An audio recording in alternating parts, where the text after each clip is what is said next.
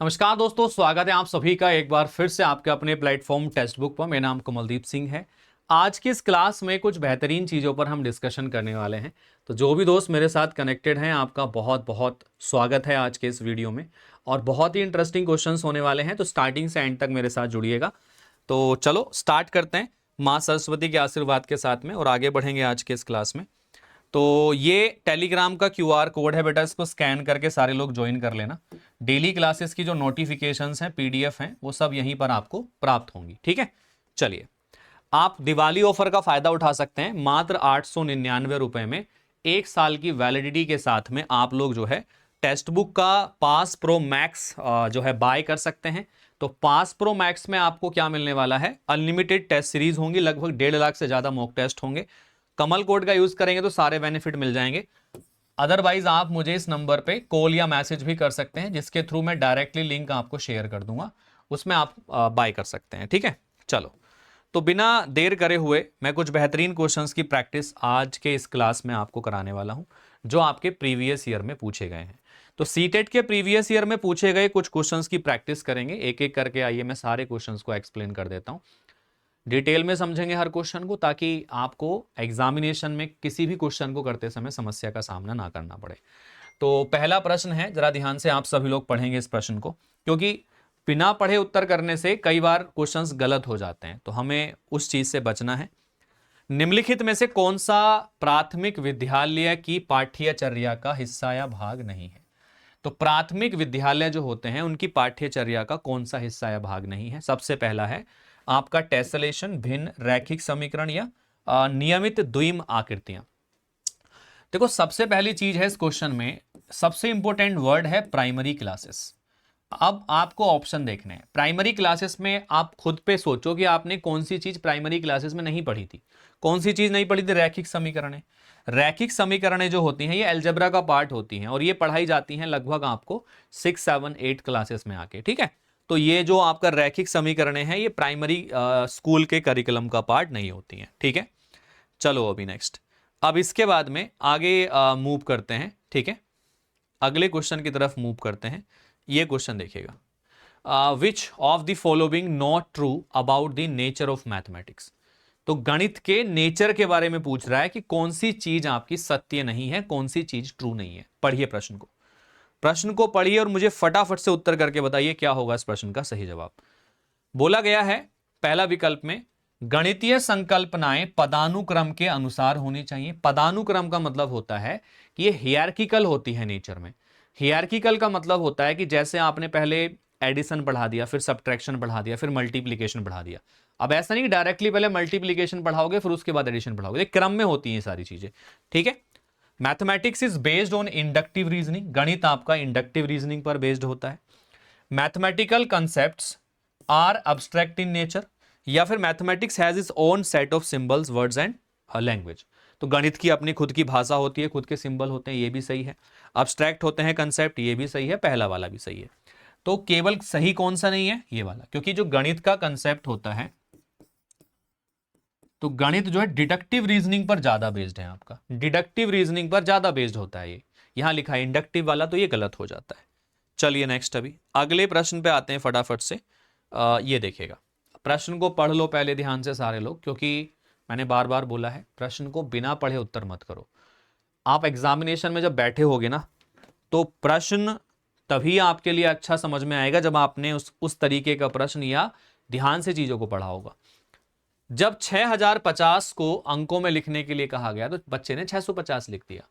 भाई बच्चे को क्या लिखने के लिए बोला गया? 6050। अब बच्चे ने लिख क्या दिया इसको? 650। तो बच्चे ने क्या मिस कर दिया? ये जीरो हटा दिया, मतलब जीरो मिस कर दिया। तो इसके संदर्भ में कौन सा कथन उपयुक्त होगा? पहला, छात्रों को 10 समान प्रकार के हल दे दो। भाई बच्चे ने गलती करी है, ठीक है, तो पहले उसके कंसेप्ट को क्लियर करोगे, ना कि उसको 10 प्रश्न दोगे, है ना? तो ये तो गलत हो जाएगा। बेस 10 एवं स्थानीय मान की संकल्पना को मूर्त सामग्रियों के उपयोग के द्वारा सुदृढ़ करोगे। ये गलती हुई है स्थानीय मान की अवधारणा ना पता होने के कारण।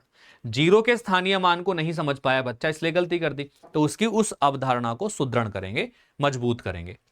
शिक्षक को सही उत्तर देना चाहिए और अगले प्रश्न पर जाना चाहिए। इससे क्या होगा, बच्चे को तो उत्तर पता लग जाएगा, लेकिन उस प्रश्न की अंडरस्टैंडिंग डेवलप नहीं होगी, जो उसके अंडरस्टैंडिंग में गैप आ गया वो पूरा नहीं होगा।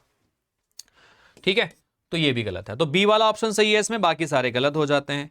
चलो अगले प्रश्न पे आ जाइए, इसको पढ़िए जरा ध्यान से, पढ़िए सभी लोग ध्यान से एक बार इस क्वेश्चन को, क्या बोला गया था।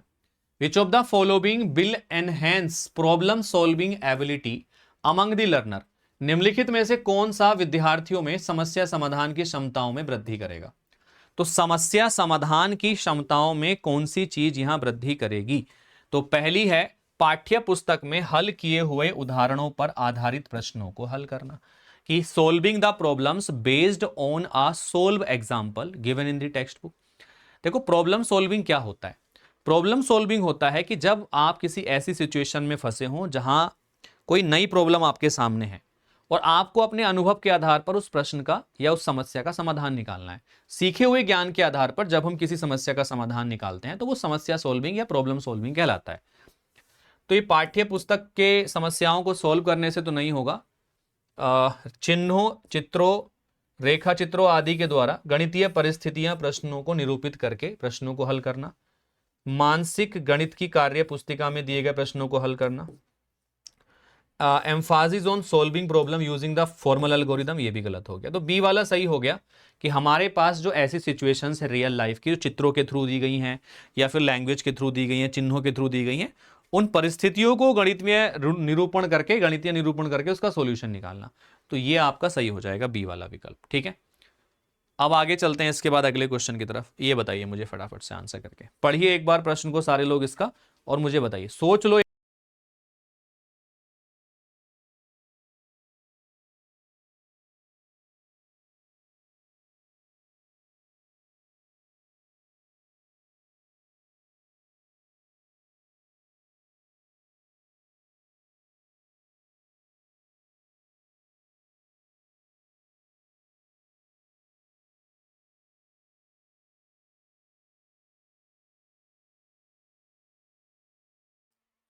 चलिए भाई बताइए।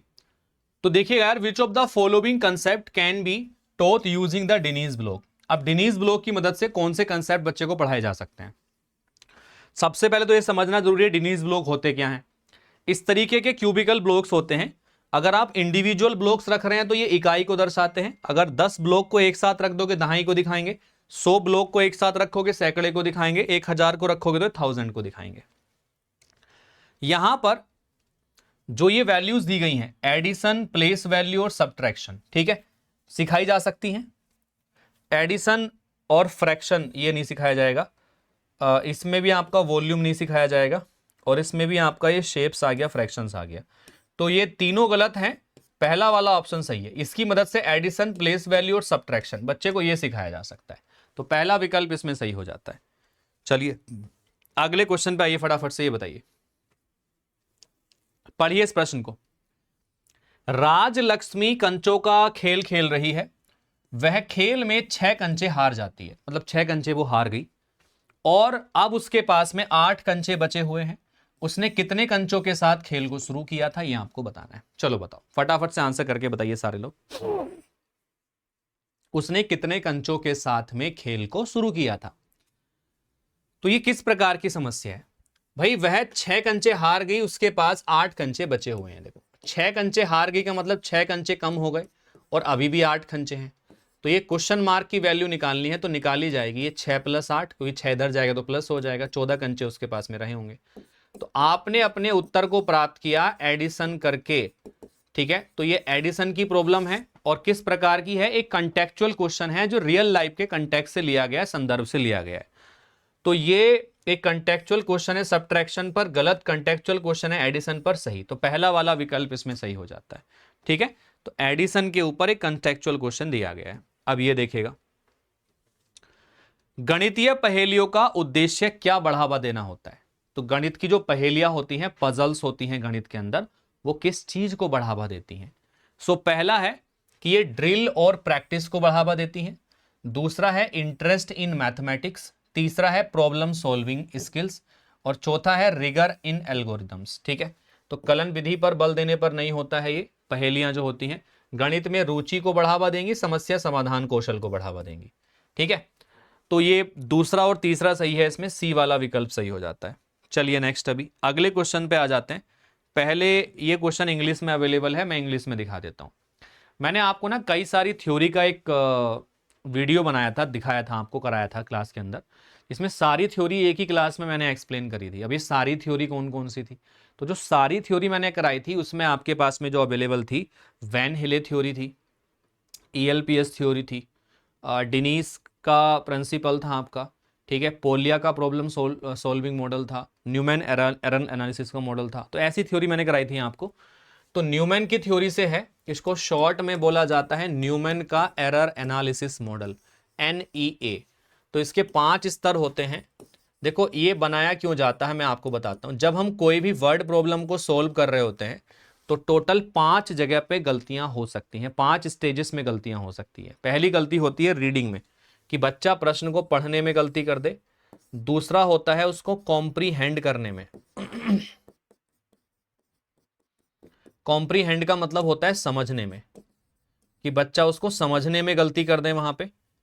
तीसरा जो हमारे पास में आता है वो आता है आपका ट्रांसलेशन में, या ट्रांसफॉर्मेशन बोल दो इसको, ट्रांसलेशन बोल दो या ट्रांसफॉर्मेशन बोल दो। तो ट्रांसफॉर्मेशन में, ठीक है।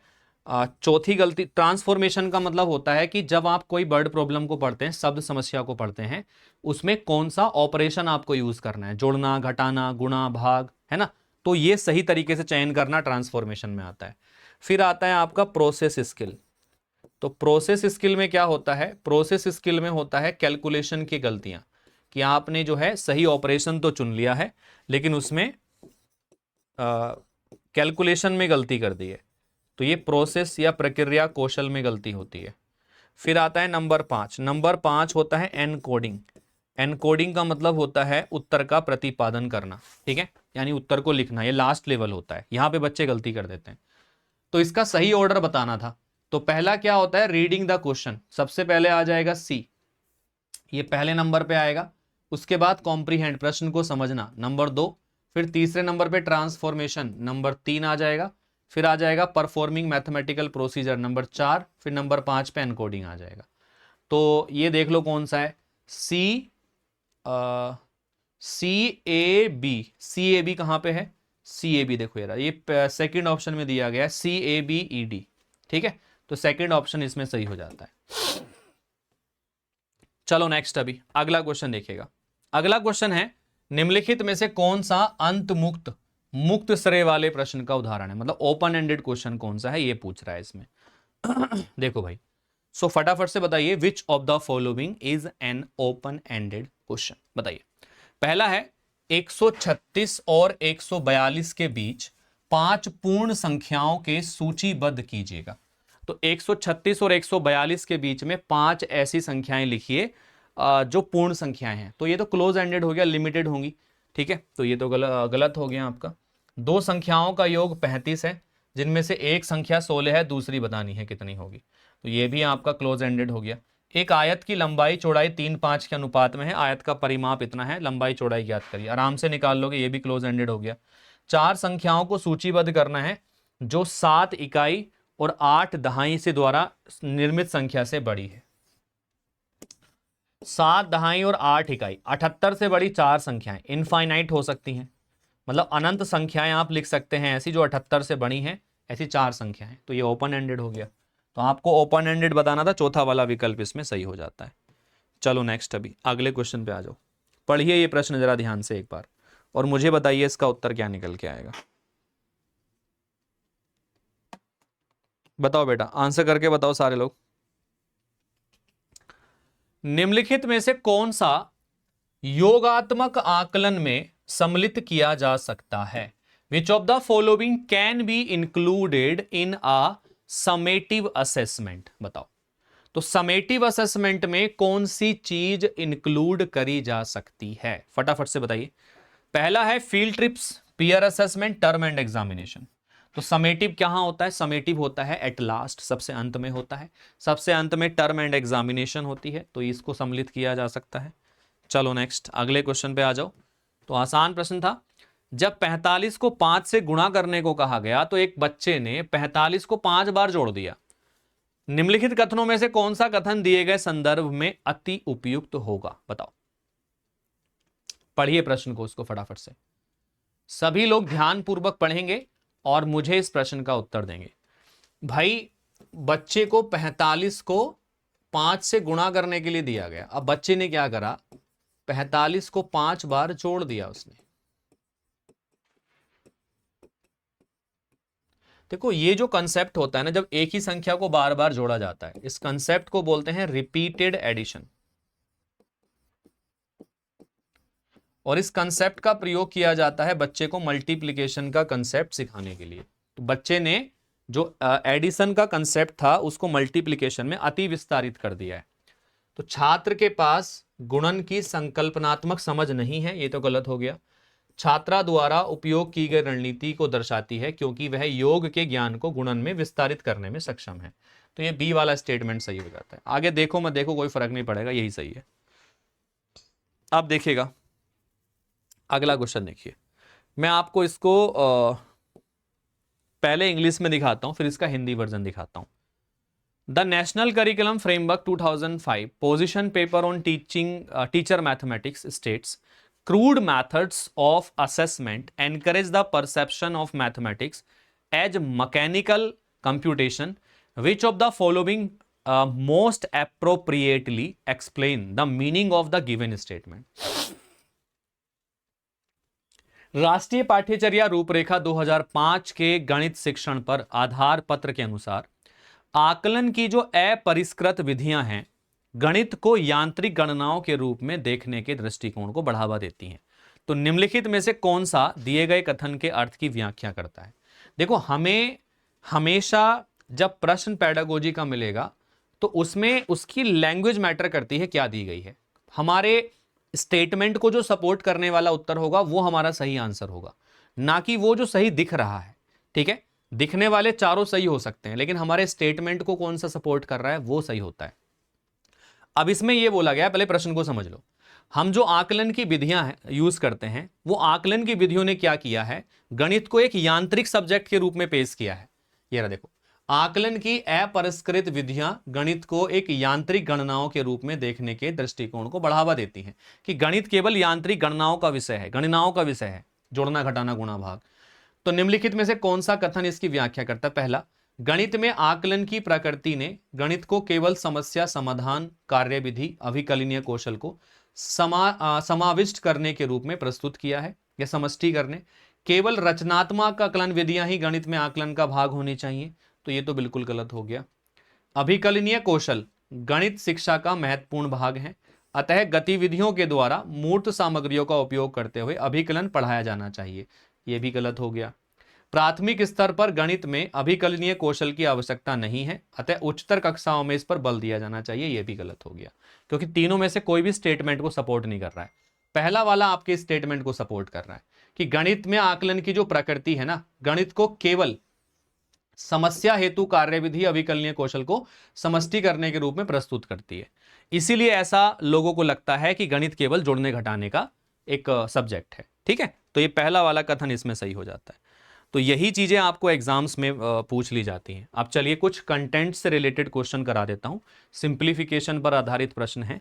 ठीक है, इनको मैंने ट्रिक्स के साथ भी करना सिखाया था आप लोगों को, है ना, और मैं इनको डिटेल में भी करना बता देता हूं। दोनों तरीके आप याद रखिएगा। सबसे पहले ये जो बड़ा सा सरलीकरण दिया गया है इसको कैसे करना होता है मैं डिटेल में समझा देता हूं। तो 1 प्लस 2 अपॉन में 1 प्लस 2 अपॉन में 1 प्लस 3 अपॉन 3 अपॉन में 1 प्लस 4/5, तो 1 प्लस 4/5। अब यहां से आप देखिएगा, सबसे पहले आप इस वाली वैल्यू को सोल्व करते हैं। तो 1 प्लस में 2/1 प्लस 3/, 5 का ना 5 और 4 9/5, तो 9/5 आ गया। 5 की मल्टीप्लाई कहां करेंगे? ऊपर। तो 1 प्लस में 2 डिवाइडेड बाई 1 प्लस 5 दिया 15/9 निकल के आ जाएगा, 15/9 आ जाएगा। ठीक है, आगे सोल्व करेंगे। 1 प्लस 9 ही करना, 9 और 15 कितना हो गया, 15 9 24, 9 जाएगा ऊपर, 18/24 आ जाएगा। और 24 ही करना, 24 18 कितने हो गए आपके, 42/24 आ जाएगा। तो 6 सत्ते 42 हो गया, 6 चौका 24, 7/4 के बराबर आ गया। तो पहला वाला ऑप्शन इसमें करेक्ट आंसर बन जाता है। तो इस तरीके से आप ये प्रश्न का जो उत्तर है यहां पर बना सकते हैं बड़ी सरलतापूर्वक। चलिए अभी नेक्स्ट और क्वेश्चंस दिखाता हूं आपको जो इस तरीके के कंसेप्ट से रिलेटेड हैं आपके सिंप्लीफिकेशन वाले चैप्टर से। देखो, तो ऑन सिंप्लीफिकेशन ऑफ, इसका सिंप्लीफिकेशन करेंगे तो क्या वैल्यू आएगी। अब देखने में जब क्वेश्चन देखते हैं ना तो बड़ा डिफिकल्ट सा लगता है, लेकिन जब हमें अगर चीजें पता हैं तो बड़े आसानी से चीजों को कर लेंगे। देखो यार, ये आपके पास दिया गया 2.644, इसका एक स्क्वायर दिया गया है, माइनस के 2.356, इसका स्क्वायर दिया गया है, नीचे आ जाता है आपका 0.288, ठीक है, 0.288 ये वैल्यू आ जाती है यहां से। अब यार आप अगर ध्यान से देखो तो ये क्या है आपका ए स्क्वायर, ये क्या है आपका बी स्क्वायर। अगर हम ध्यान से देखेंगे तो ए स्क्वायर माइनस के बी स्क्वायर, तो ये बराबर आता है ए प्लस बी इंटू में ए माइनस बी, है ना, यही तो होता है भाई। दोनों को जोड़ो, दोनों को घटा दो ऊपर। अब नीचे जो वैल्यू लिखी हुई है ये इन दोनों का अंतर है, अगर आप इन दोनों को घटाओगे तो आपको क्या मिलेगा, 0.288, मतलब a माइनस बी तो कैंसिल हो जाएगा, तो आपके पास बचेगा केवल a plus B, 2.644 and plus में 2.356, तो दोनों को जोड़ोगे तो ये बराबर निकल के आएगा 5 के। तो बस आंसर आ गया आपका 5, that is option number C. तो ये क्वेश्चन था आपका बस, ठीक है, पर ये ध्यान रखना है। ये चलिए ये बताइए, what is the square root of this value, इसका स्क्वायर रूट निकालना है। चलिए क्या निकल के आएगा बताओ, चलिए सभी लोग बताइए इसका स्क्वायर रूट क्या आएगा। 0.09 दिया है, इसका स्क्वायर रूट आपको निकालना है। अब देखो दशमलव के बाद ना 2 अंक हैं और 9 का वर्गमूल होता है 3, तो ये 0.3 आ जाएगा, क्योंकि जब 2 बार इसकी मल्टीप्लाई करेंगे तो ये वैल्यू हमें प्राप्त होती है। तो 0.3 जो है ये इसका वर्गमूल निकल के आ जाता है। चलिए नेक्स्ट, अभी अगले प्रश्न पे आइए फटाफट से। पेपर 2 में इस तरीके का एक क्वेश्चन कई बार पूछा गया है, और ऐसे क्वेश्चन को कैसे करना होता है आइए इसको समझ लेते हैं, बड़े प्यारे तरीके से एक्सप्लेन करते हैं। 5808 को किस सबसे छोटी संख्या से गुणा किया जाए कि वो पूर्ण वर्ग बन जाए। देखो, पूर्ण वर्ग संख्याएं जो होती हैं वो ऐसी संख्याएं होती हैं उसमें प्रत्येक गुणनखंड का एक जोड़ा मौजूद होता है, एक पेयर मौजूद होता है, ठीक है। तो हमने क्या करना है, सबसे पहले इसके फैक्टर कर लेने हैं आपको, इसके गुणनखंड आपको कर लेने हैं। तो 2 से करेंगे, 2 दूनी 4 आ गया, ठीक है, 2 दूनी 4, 2 नम 18, 0 2 चौक 8। फिर 2 से करेंगे, 2 ही करना 2, 2 चौक 8, 2 पंजे 10 और 2 दूनी 4। फिर से 2 से करेंगे, 2 सत्ते 14, 2 दूनी 4, 2 छक्का 12। फिर से 2 से करेंगे, 2 तिया 6, 2 छक्का 12, 2 तिया 6। 3 से करेंगे 121 टाइम जाएगा। फिर करेंगे आप लोग इसको 11 से, 11 11 121 आ जाएगा। देखो मैंने अभी बताया कि भाई जब हम एक पूर्ण वर्ग संख्या लेते हैं ना, तो पूर्ण वर्ग संख्या में प्रत्येक फैक्टर का एक जोड़ा मौजूद होता है, प्रत्येक फैक्टर का एक जोड़ा मौजूद होता है। 2 का एक जोड़ा हो गया, इस वाले 2 का एक जोड़ा हो गया, इस वाले 11 का एक जोड़ा हो गया। जोड़ा किसका नहीं है, 3 का जोड़ा नहीं है, तो इसका मतलब आपको किससे गुणा करनी पड़ेगी, 3 से गुणा करनी पड़ेगी। तो अगर आप इसमें 3 से गुणा करेंगे तो ये पूर्ण वर्ग बन जाएगा, इसका 3 का भी जोड़ा बन जाएगा यहाँ पे, ठीक है। चलो नेक्स्ट, अभी ये क्वेश्चन करके दिखाइए फटाफट से, सिंप्लीफिकेशन का ही क्वेश्चन है और कई बार ऐसे क्वेश्चंस परीक्षा में पूछे गए हैं, ठीक है। चलो करो इसको आराम से, सरलता पूर्वक कर सकते हैं, है ना, करके बताओ सारे लोग मुझे।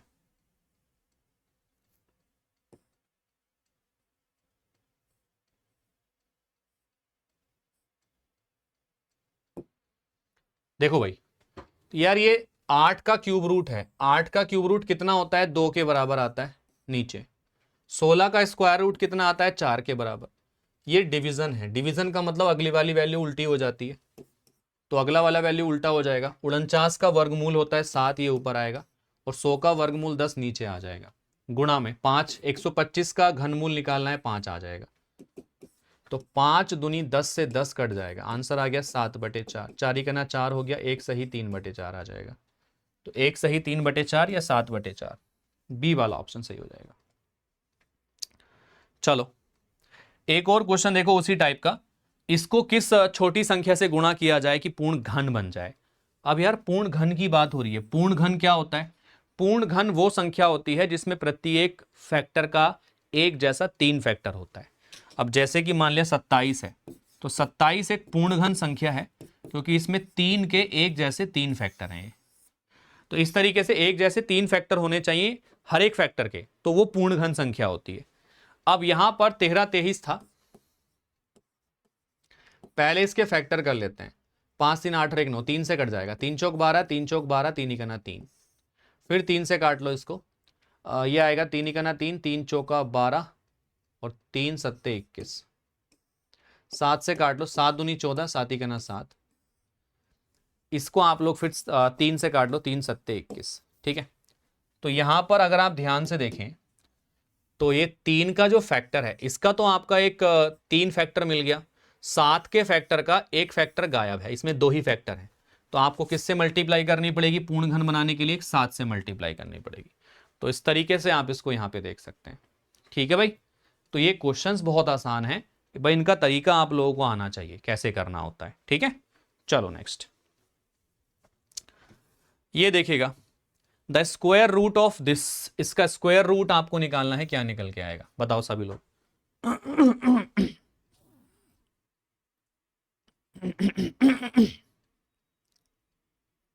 करो बेटा।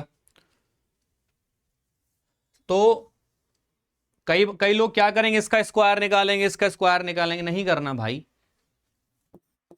ए स्क्वायर माइनस बी स्क्वायर बराबर होता है ए प्लस बी इंटू ए माइनस बी। तो एक बार जोड़ लो, एक बार घटा लो इसको यहां पे। तो 272 प्लस में 128, 272 माइनस 128, तो यह आएगा 0। 7 2 9 10 हो, 3 और 1 4, 400 बन गया। माइनस करेंगे, 12 में 8 गया, 4 गया, 6 में 2 गया, 4 बना, 144 आ गया। इसका वर्गमूल निकालना था आपको।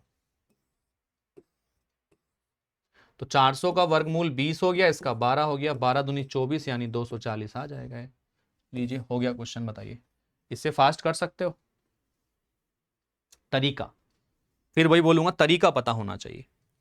ये बताइए, बोला गया है आपसे किस संख्या के वर्गमूल का 1/3 इसके बराबर है, बताओ। तो कौन सी संख्या का वर्गमूल निकाला जाए और उसका 1/3 किया जाए तो इसके बराबर निकल के आएगा। करो इसको फटाफट से। किस संख्या के वर्गमूल का 1/3 0.001 है?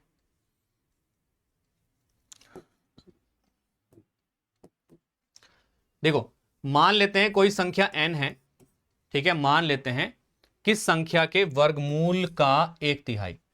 तो भाई मान लेते हैं संख्या n है, तो n के वर्गमूल का 1/3 किसके बराबर है? 0.001 के बराबर है। तो ये वर्गमूल n जो है ये किसके बराबर आ गया? 0.003 के बराबर आ गया। जब दोनों तरफ वर्ग करेंगे तो n बराबर आ जाएगा 0 पॉइंट में 0.00000 और 3 तिया 9। तो ये वैल्यू निकल के आ जाती है आपकी। तो 3 और 2 5, 3 और 2 5, नन ऑफ दी अबव। ये डी वाला विकल्प सही हो जाएगा क्योंकि वैल्यू आएगी ये दशमलव के बाद 6 डिजिट्स होंगे। अब 6 डिजिट किसी ऑप्शन में है नहीं, तो नन ऑफ दीज आप चूज कर लेंगे। चलिए ये क्वेश्चन देखिए, करिए इसको फटाफट से। इसका घनमूल आपको निकालना है।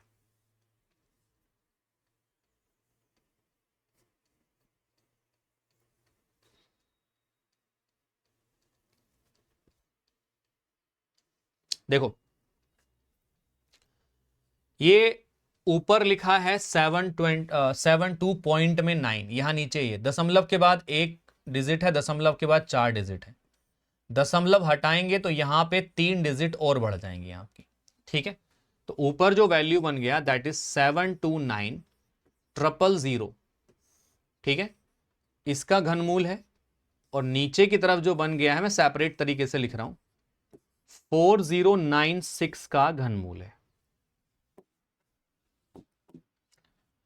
तो ये 729 मान लो, ये आपका 4096 है। अब देखो यार 16 की पावर 16 से करते हो ना, 256 आता है, इसकी मल्टीप्लाई 16 से करते हो, 16 छंग 96, 16 पंजे 80 और 9 89 का 9, हासिल लगे 8, 16 दूनी 32, 8 40, 4096, 16 की पावर 3 हो गया, तो इसका घनमूल 16 आ जाएगा।